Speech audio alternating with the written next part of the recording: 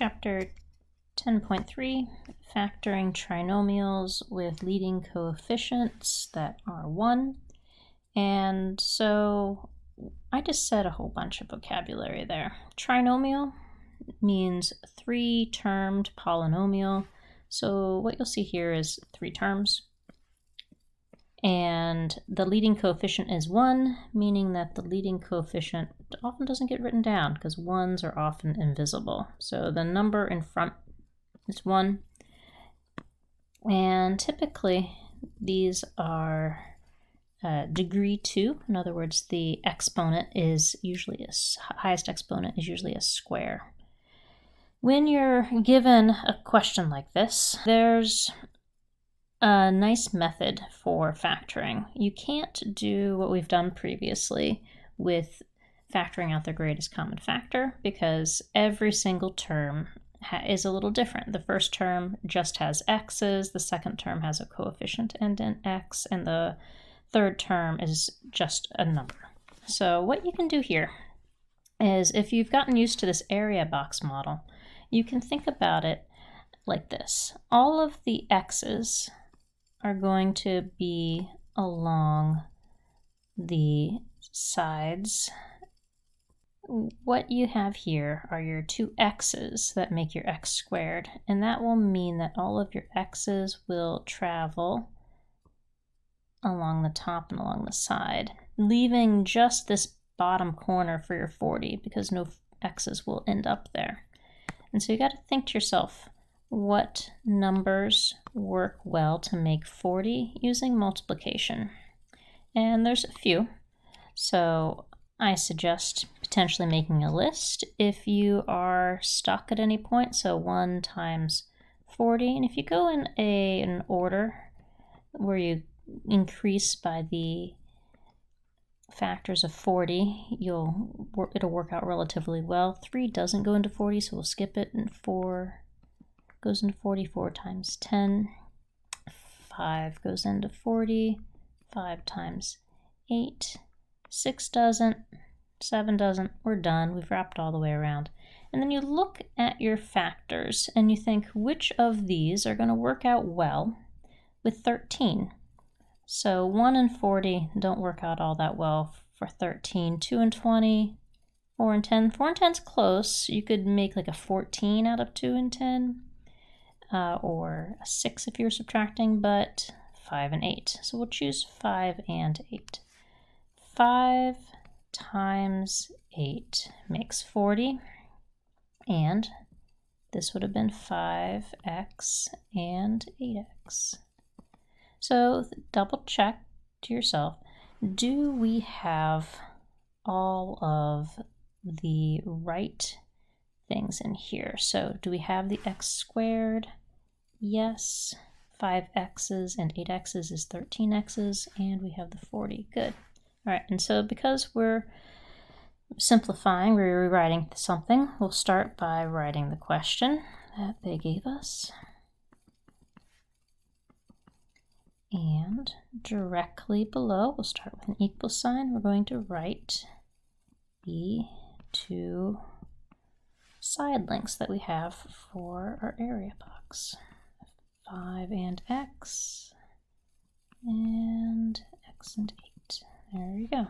So the length times the width equals the area, and we're all set there. Now let's try a different one. This one is m squared and 4. Okay, so we'll start with all the factors of 4. 1 times 4 makes 4. 2 times 2 makes 4. We're done. Okay, and our goal is to make a 5 somehow.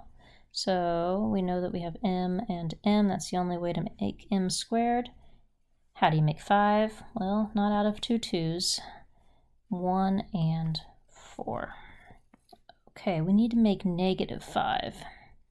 So right now we have 4m and 1m, but that would make positive 5. So if we made both of these negative, we have negative 4m and negative 1m, and negative 1 times negative 4 still makes positive 4. So that is good. Start by rewriting it. M squared minus 5m plus 4 was the question, and the answer is m minus 1 times m minus 4. Okay, now this will be the first time that I ask you to solve, and your homework won't really get into solving yet, but it's worth us practicing it early. Okay, so factor. Same process as before. I'm going to put all of my work over here to the right. Let's say f squared and negative 36. I'm going to find my factors of 36 that are going to work out well.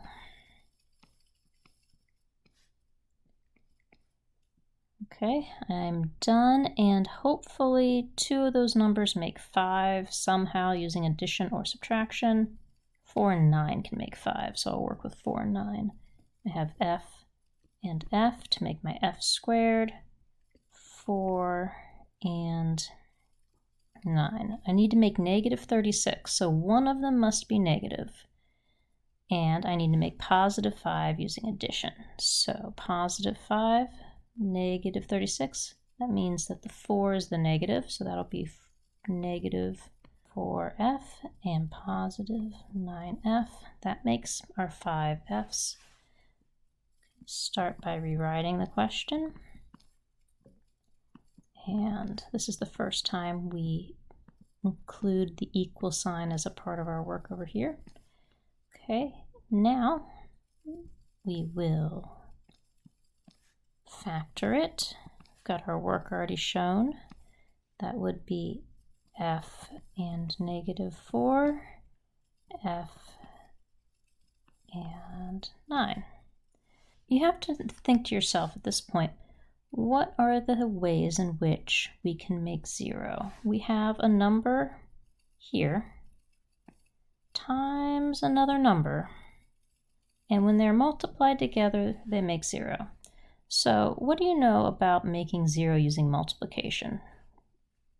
You should know that one of these needs to be 0. So for instance, if I had 7 times 0, it equals 0. Or if I had 0 times 1,000, it equals 0.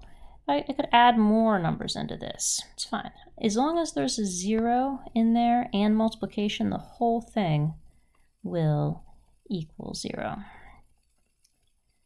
So we want to think about the first parenthesis and figure out what value of f could make that first parenthesis equal to 0. So let's write that down. What value of f makes this equal to 0?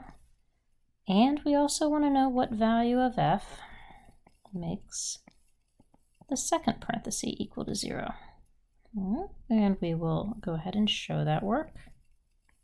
Add 4 to both sides. F could equal 4. And show the same math over here. And f could equal negative 9.